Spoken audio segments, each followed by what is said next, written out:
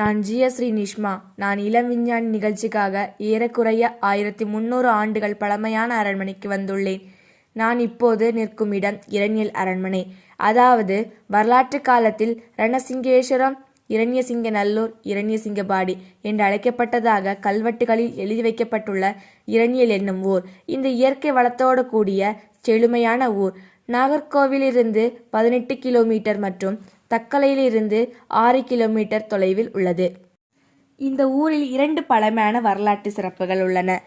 ஒன்று மார்த்தாண்டேஸ்வரர் கோயில், இன்னொன்று இந்த அரண்மனை கொட்டாரம்.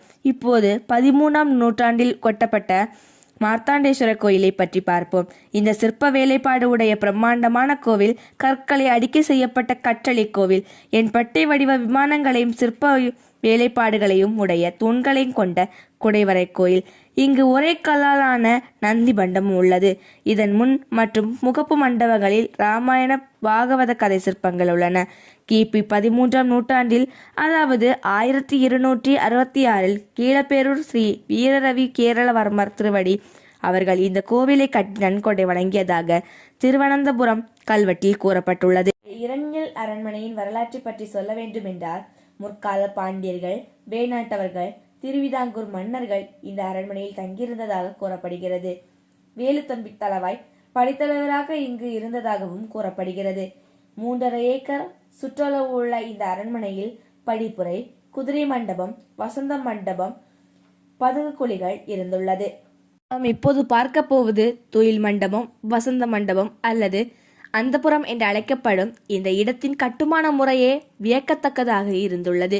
இந்த அறை வெளியே எவ்வளவு வெப்பமாக இருந்தாலும் உள்ளே குளுமையாக இருந்துள்ளது. அதேபோல் அறையின் உள்ளே இருந்து வெளியே பார்க்கலாம், ஆனால் வெளியிலிருந்து உள்ளே பார்க்க முடியாதபடியான ஜன்னல் அமைப்புகள் இருந்துள்ளது. ஆனால் தற்போது சேதமடைந்து இருக்கும் இந்த அரண்மனையை புதுப்பித்து வருகிறார்கள். இந்த அரண்மனையில் பழமை மாறாமல் இருக்கும் ஒரே இடம் இந்த வசந்த மண்டபத்தின் கட்டில். ஒரே கல்லில் செதுக்கப்பட்ட கலைநயத்துடன் வடிவமைக்கப்பட்ட பிரம்மாண்டமான கட்டில். அரண்மனை 2 தளங்களாலும் விசாலமான அறைகளுடனும் சுண்ணாம்பு சார்ந்து கொண்டு செங்கலால் கட்டப்பட்டுள்ளது. விசாலமான நடுமுற்றம், மிக பெரிய வரவேற்பறை என்றும் கீழ்த்தளம் அருமையாக கட்டப்பட்டுள்ளது. இது மேல்தளம்.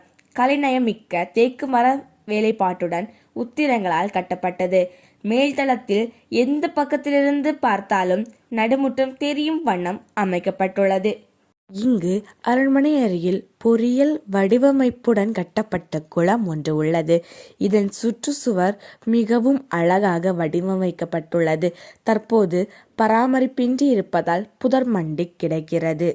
11ஆம் நூற்றாண்டு வரை வேணாட்டின் தலைநகராக இருந்தது. இந்த அரண்மனையை கடைசியாக உதய மார்த்தாண்டவர்மர் ஆட்சி செய்தார்.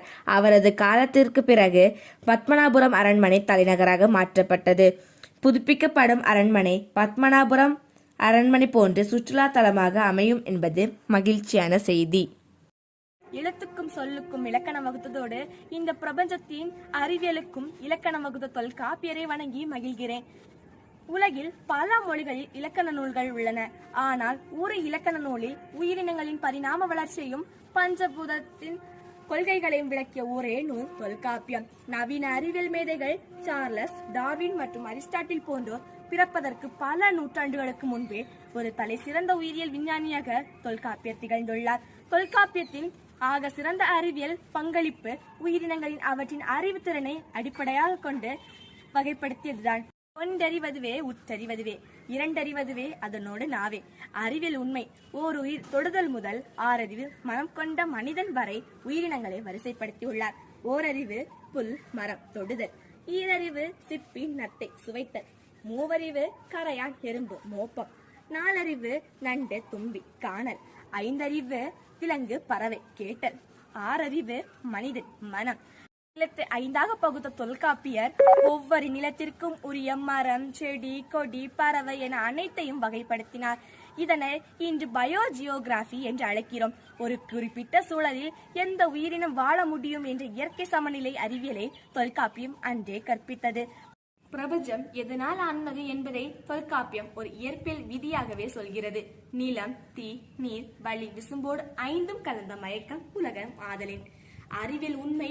உலகம் என்பது நிலம், நீர், காற்று, ஆகாயம், ஆகிய 5 கலவை என்கிறது.